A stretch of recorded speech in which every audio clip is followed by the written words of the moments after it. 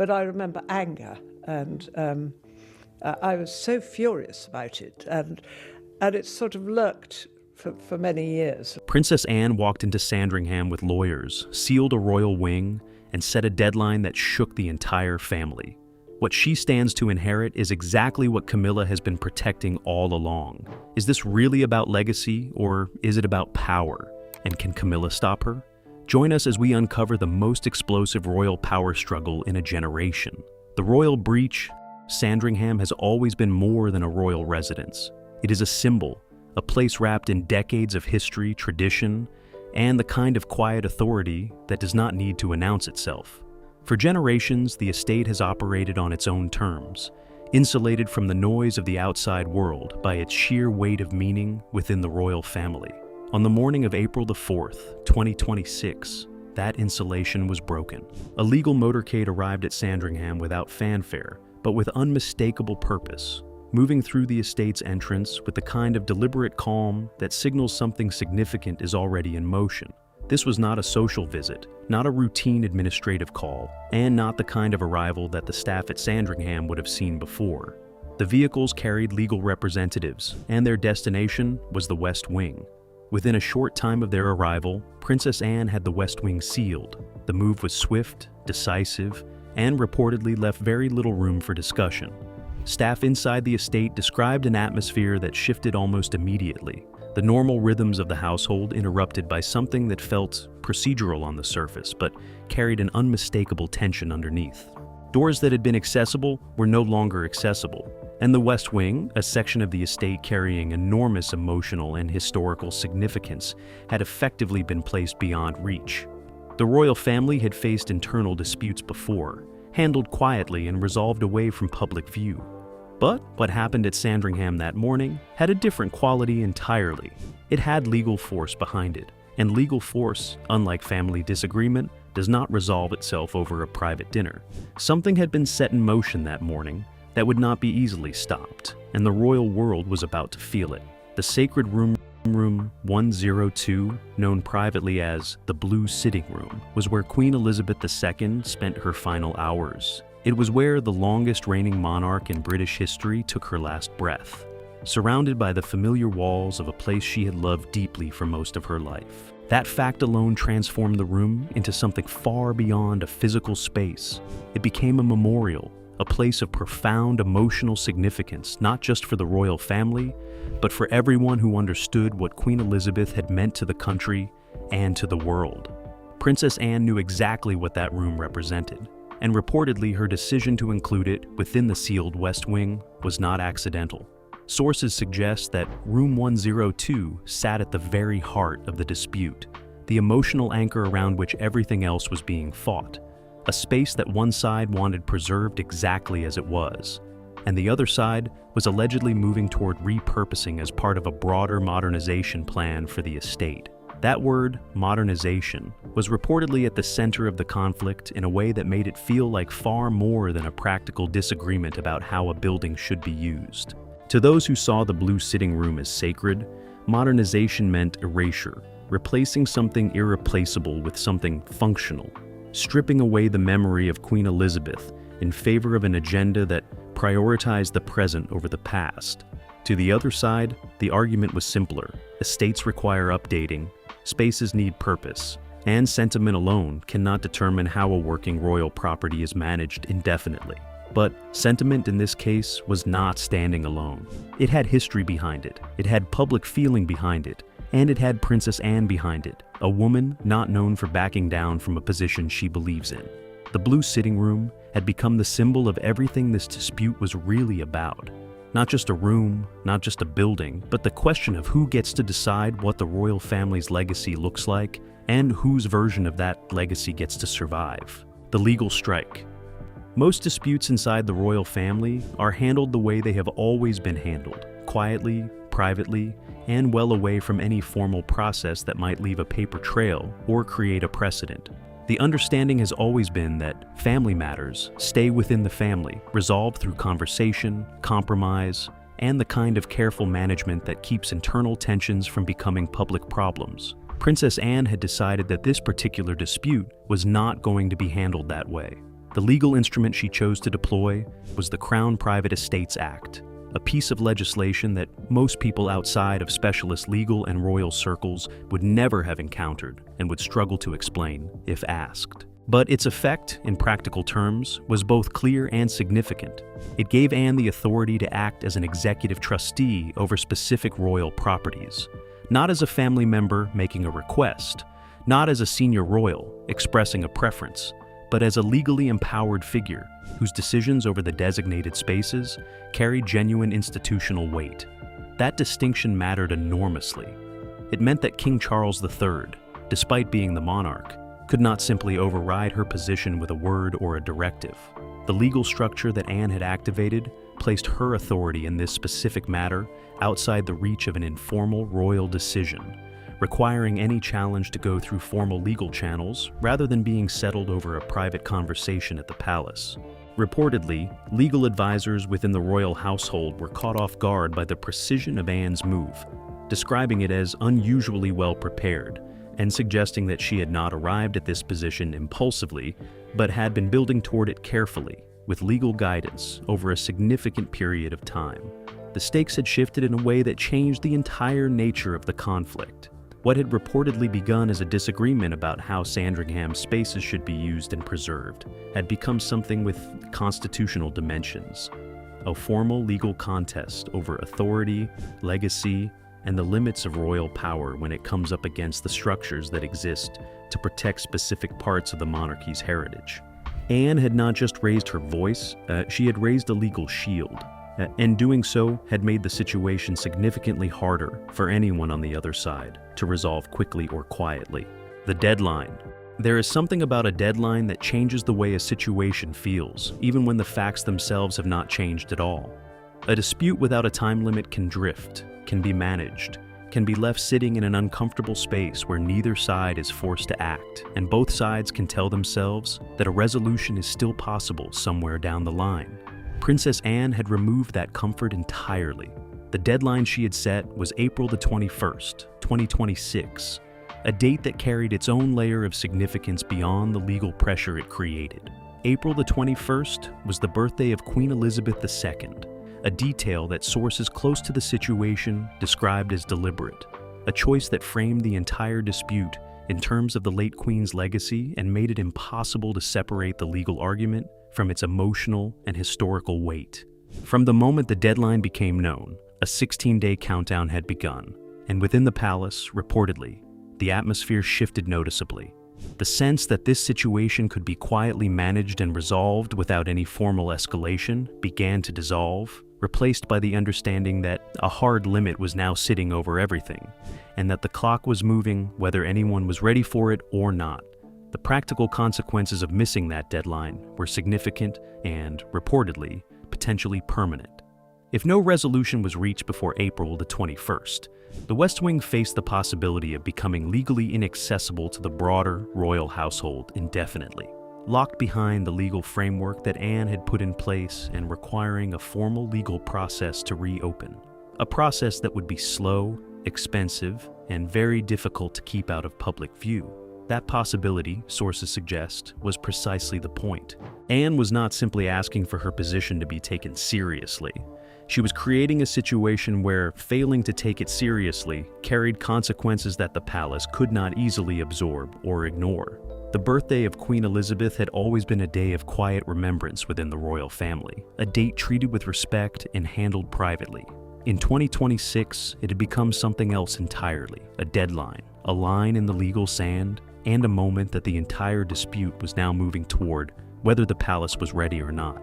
The slow war. The events of April the 2026 did not arrive without warning, and for those paying close enough attention to what had been happening inside the royal world over the previous 18 months, the legal motorcade at Sandringham was not a surprise so much as an inevitability, the final visible sign of a conflict that had been building slowly, quietly, and with increasing intensity since at least the middle of 2024.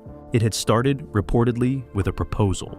In September of 2024, a plan was put forward to overhaul the staffing structure at Balmoral, the Scottish estate that held an equally significant place in Queen Elizabeth's legacy and in the emotional geography of the royal family.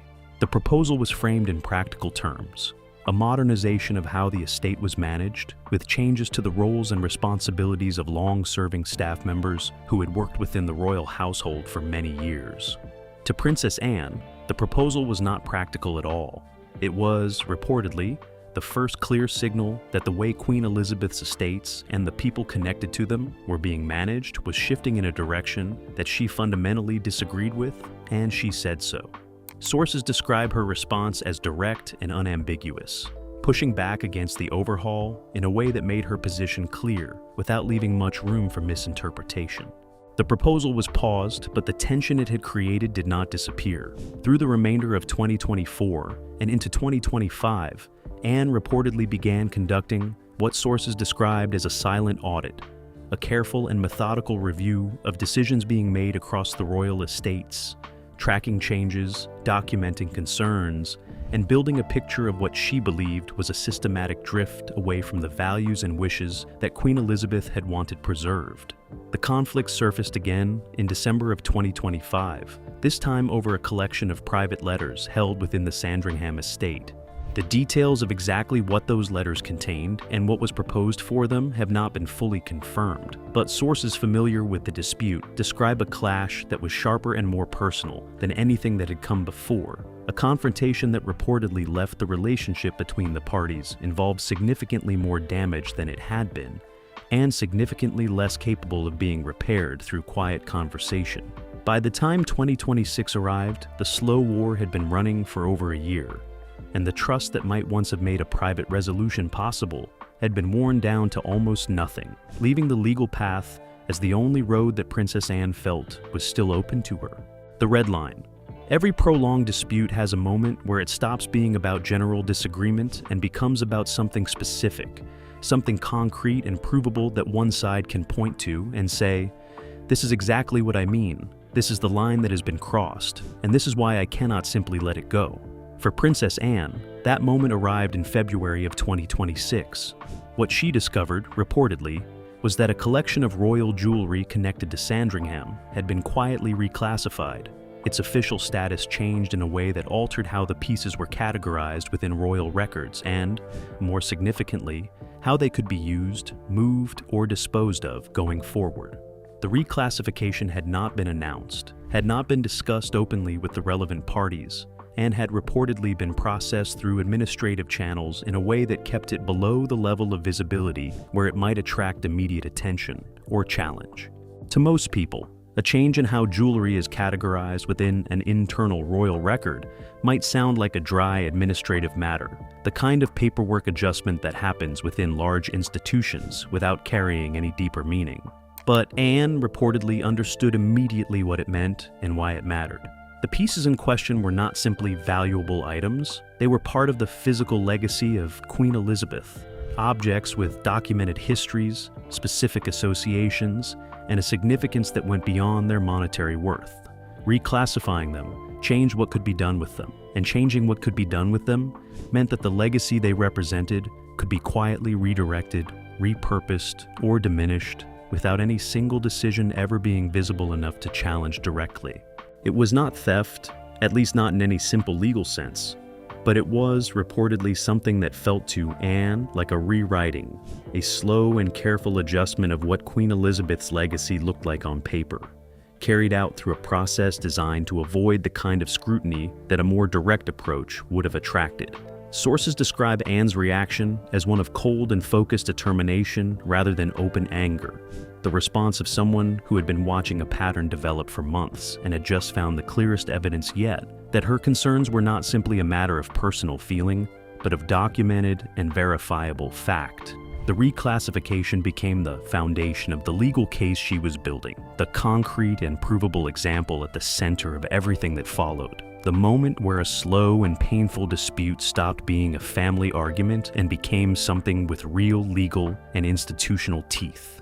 The lockdown trigger. By the time March of 2026 arrived, the dispute had been running for long enough and had escalated seriously enough that both sides were operating with the awareness that a breaking point was close. The slow accumulation of grievances, the failed attempts at quiet resolution, and the hardening of positions on both sides had created a situation where almost any significant move by either party was likely to push things past the point of no return. That move came on March the 28th. Reportedly, an attempt was made to implement digital lock changes across sections of the Sandringham estate, a technical update to the access control systems that would have altered who could enter certain areas and under what circumstances.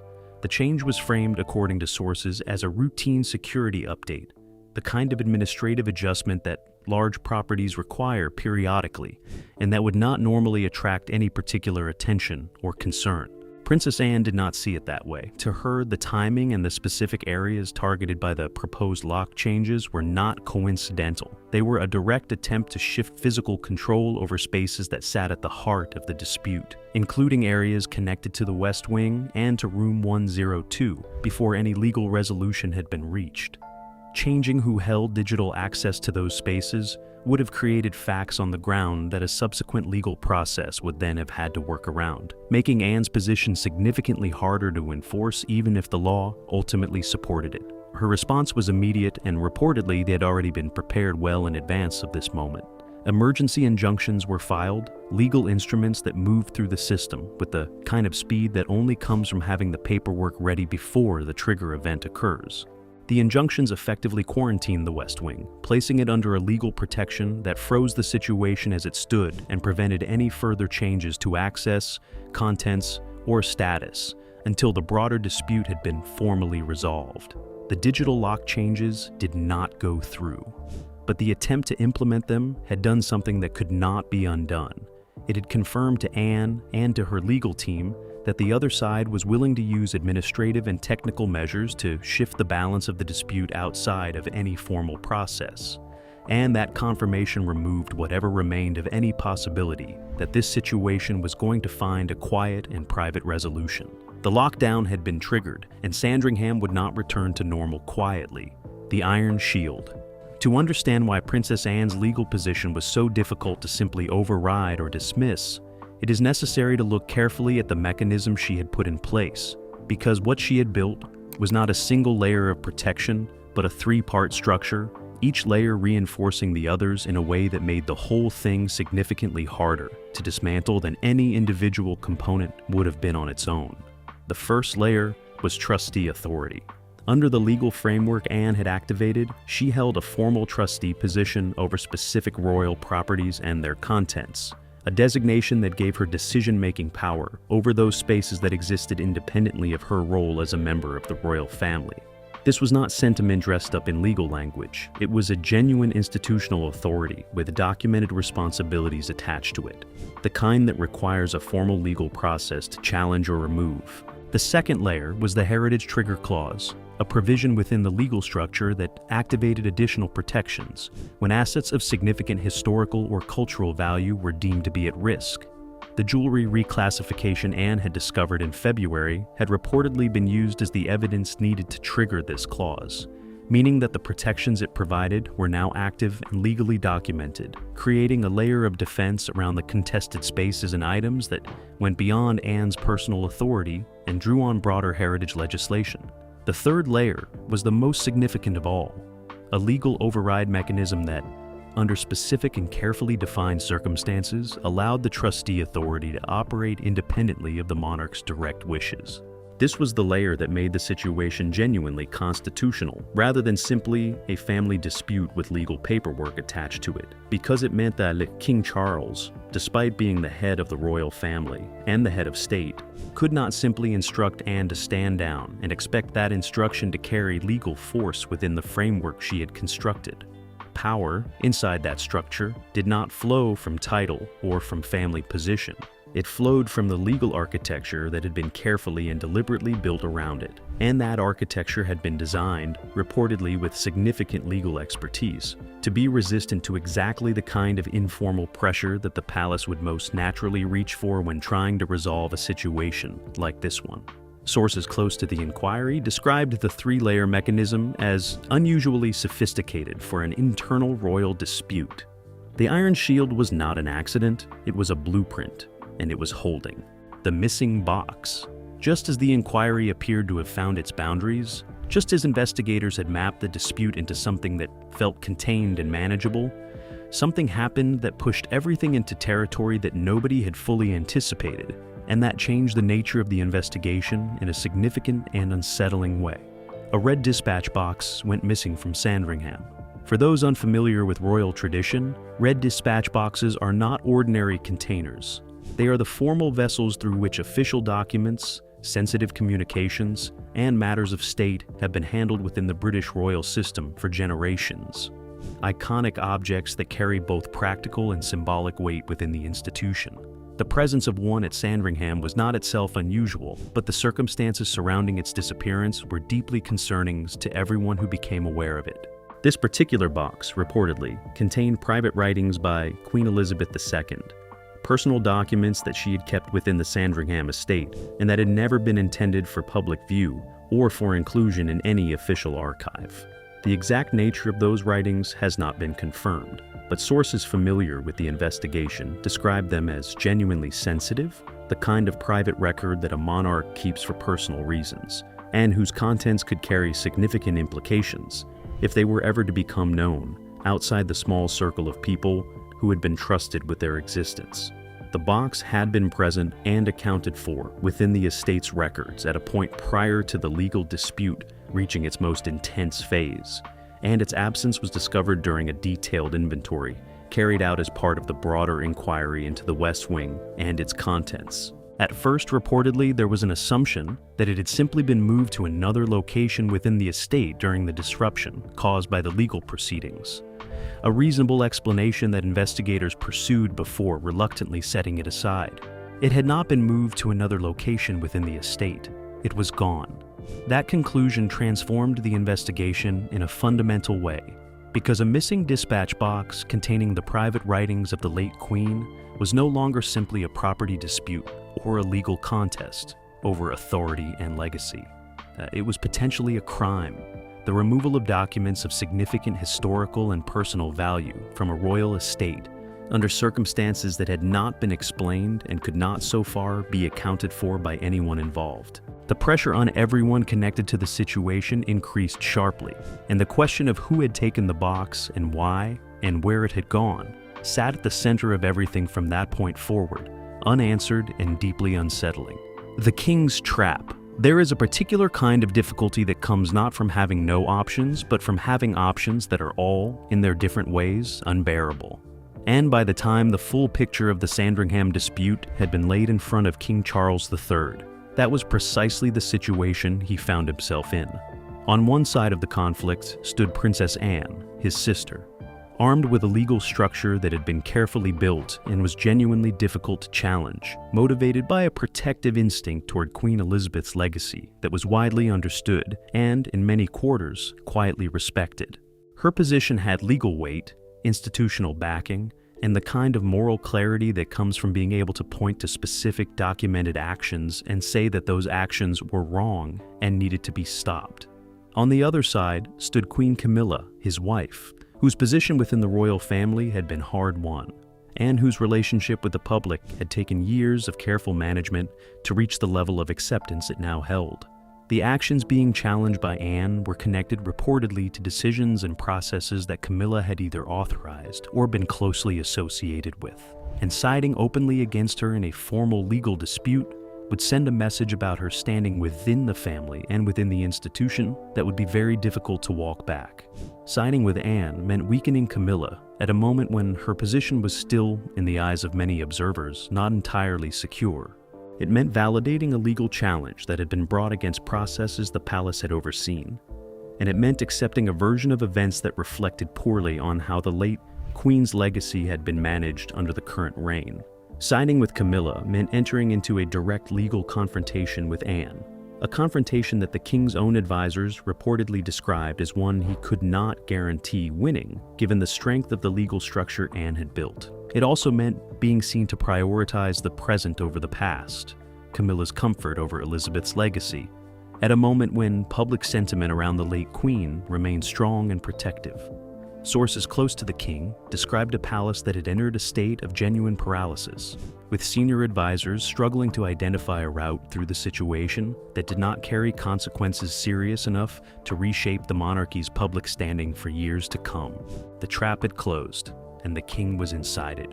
The bone down to fracture. April the 21st was getting closer, and inside the palace, the atmosphere had shifted from uncomfortable to something that sources described as genuinely desperate. A building full of people who understood that the clock was running and that nobody had yet found a way to stop it.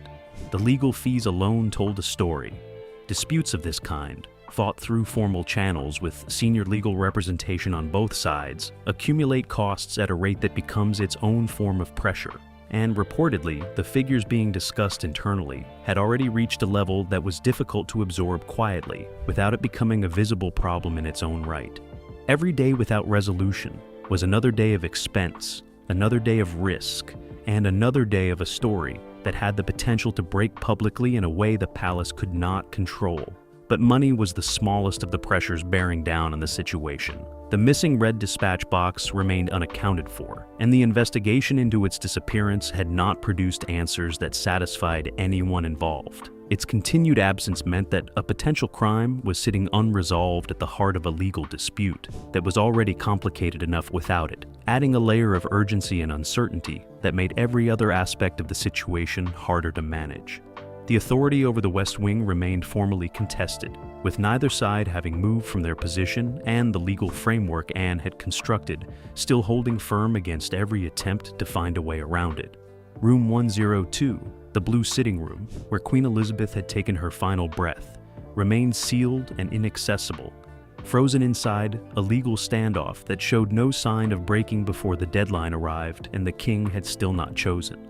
His silence, reportedly, was being read differently by different people inside the palace, some interpreting it as a sign that a resolution was being quietly negotiated behind the scenes, others describing it as the paralysis of a man who had looked at both paths available to him, and found neither one bearable enough to take. April the 21st was Queen Elizabeth's birthday, a day that had always belonged to memory and to gratitude, and it was now a deadline bearing down on a fractured royal family with the weight of everything unresolved sitting behind it. If the king refused to choose, the question that nobody could answer was a simple and devastating one. Would the system fracture on its own,